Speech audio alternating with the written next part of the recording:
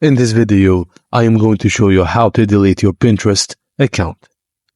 If you wish to delete your Pinterest account using the Pinterest mobile app, follow these steps. 1.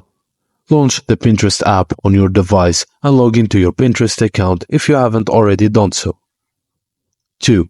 Tap on your profile picture located at the bottom right corner. 3. Next, tap on the Not icon in the top right corner of the screen. From the menu that appears, tap on Account Management. Scroll down to the bottom of the Account Management page and tap on Delete your data and account. Tap Continue to proceed with deleting your Pinterest account. You will be prompted for a reason to leave Pinterest. Choose the most relevant option from the list provided, and then after that, selecting a reason, tap Send Email to receiving email confirmations and deleting your account.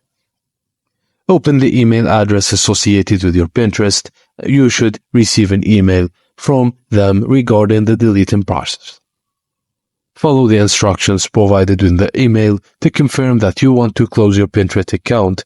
This typically involves clicking on a confirmation link. And that's it, guys. Thank you for watching, and please don't forget to like and subscribe for more. In this